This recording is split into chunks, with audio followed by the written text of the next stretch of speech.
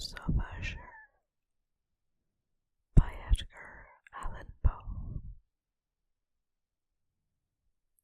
Here again I paused abruptly, and now with a feeling of wild amazement, for there could be no doubt whatever that, in this instance, I did actually hear, although from what direction proceeded I found it impossible to say.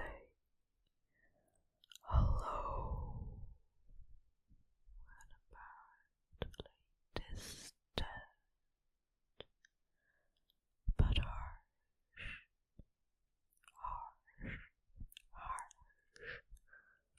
protracted, and most unusual screaming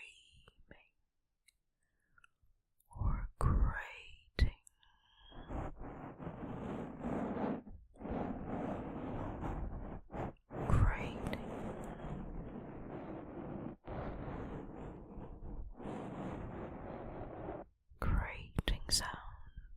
Grating sound, the exact counterpart of what my fancy had already conjured up, for the dragon's unnatural shriek, as described by the romancer.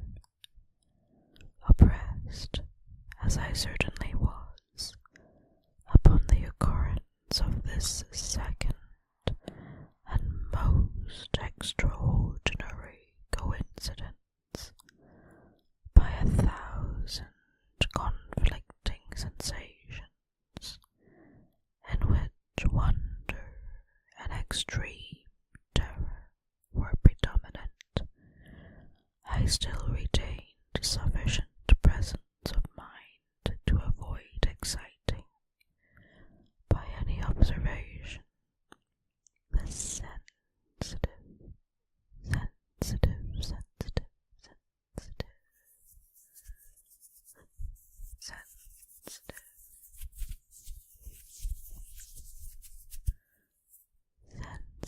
nervousness of my companion. It was by no means certain that he had noticed the sounds in question. The sounds in question, although assuredly a strange alteration had, during the last few minutes, taken place in his demeanour.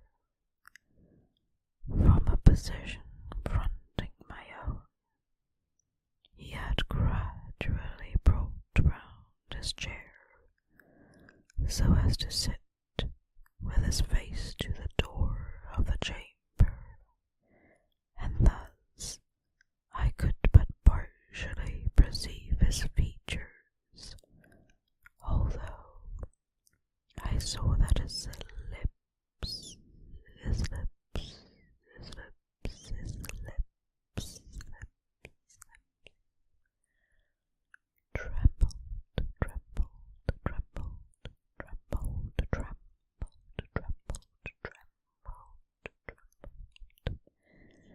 trembled as if he were murmuring inaudibly. His head had dropped upon his breast, yet I knew he was not asleep, from the wide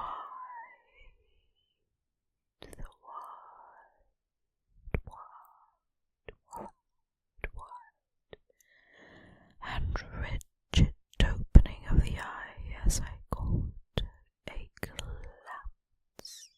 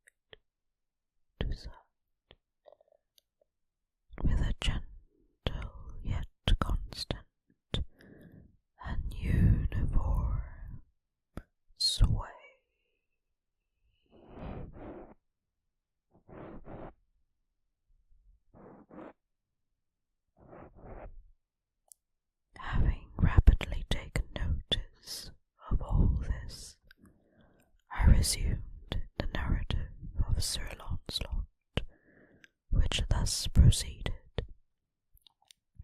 And now the champion, having escaped from the terrible fury of the dragon, bethinking himself of the brazen shield, and of the breaking up of the enchantment which was upon it, removed the carcass from out of the way before him, and approached valorously over the silver pavement of the castle to where the shield was upon the wall, which in sooth tarried not for his full coming, but fell down at his feet upon the silver floor, with a mighty, great,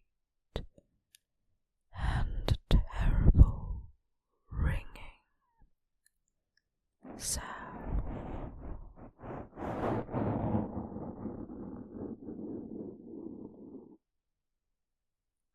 No sooner had these syllables passed my lips than, as if a shield of brass had indeed at that moment fallen heavily upon a floor of silver, I became aware of a distinct, hollow, metallic, and clangorous, yet apparently muffled, reverberation.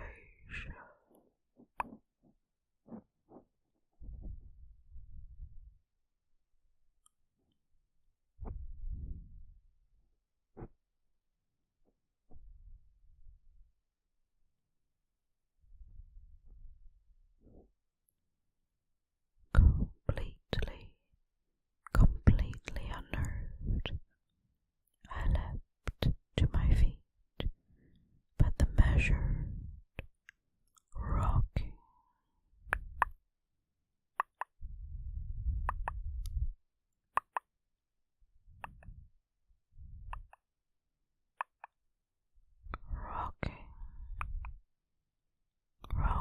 movement of Usher was undisturbed. I rushed to the chair in which he sat. His eyes were bent fixedly before him, and throughout his whole countenance there reigned a stony rigidity. But as I placed my hand upon his shoulder, there came a strong shudder over his whole person. A sickly smile quivered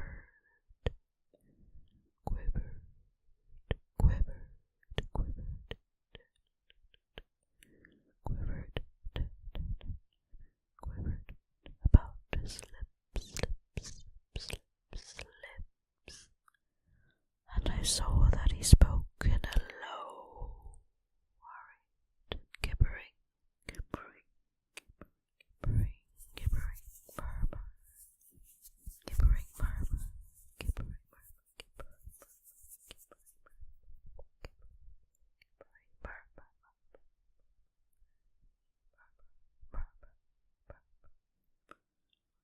as if unconscious of my presence. Bending closely over him, I at length drank in the hideous import of his words. Not hear it? Yes, I hear it, and have heard it.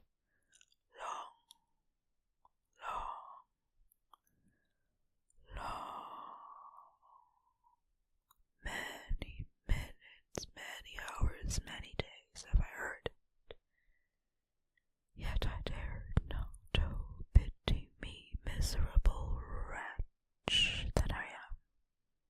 I dared not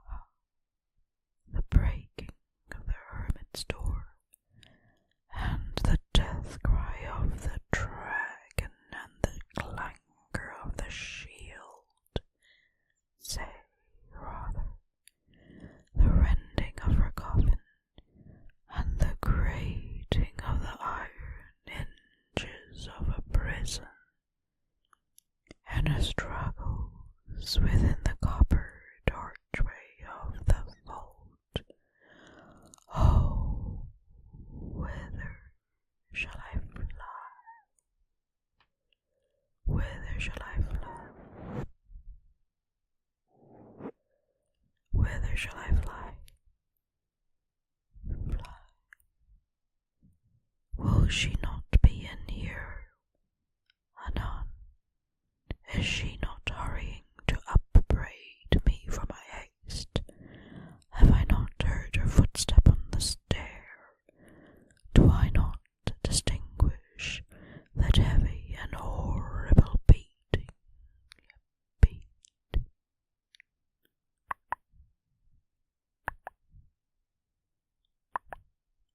beating of her heart?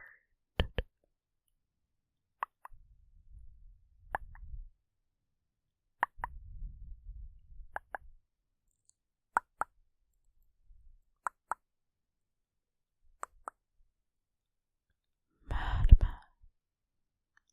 Here he sprang furiously to his feet and shrieked out his syllables, as if in the effort he were giving up his soul. Madman, I tell you that she now stands without the door. As if in the superhuman energy of his utterance there had been found the potency of a spell. The huge antique panels to which the speaker pointed threw slowly back. Upon the instant, their ponderous and ebony jaws. It was the work of the rushing gust.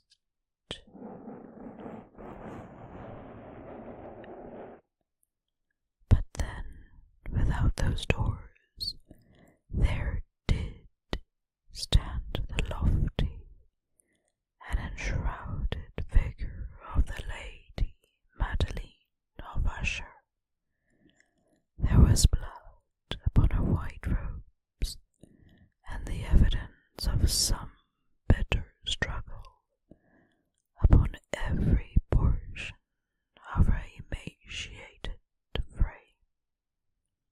For a moment she remained trembling and reeling to and fro upon the threshold. Then, with a low moaning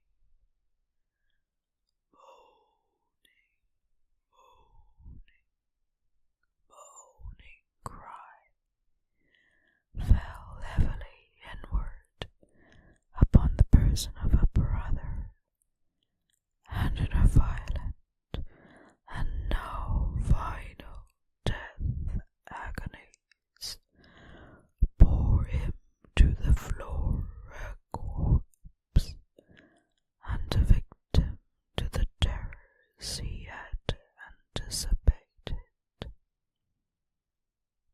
From that chamber and from that mansion I fled, aghast. The storm was still abroad. The storm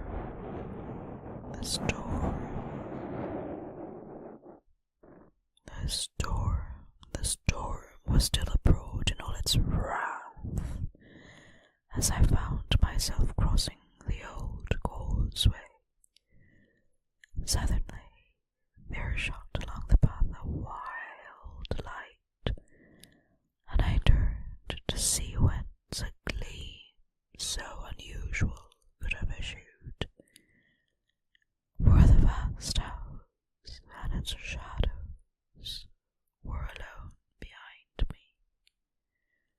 The radiance was that of the full setting and blood-red moon, which now shone vividly through that once barely discernible fissure of which I have before spoken as extending from the roof of the building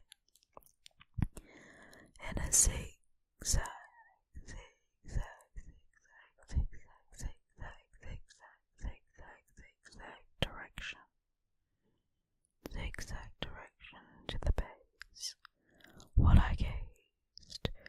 This fissure rapidly widened. There came a fierce breath of the whirlwind, the whirlwind, the whirlwind, the whirlwind. The entire orb of the satellite burst at once upon my sight. My brain reeled as I saw the mighty walls rushing asunder. There was a long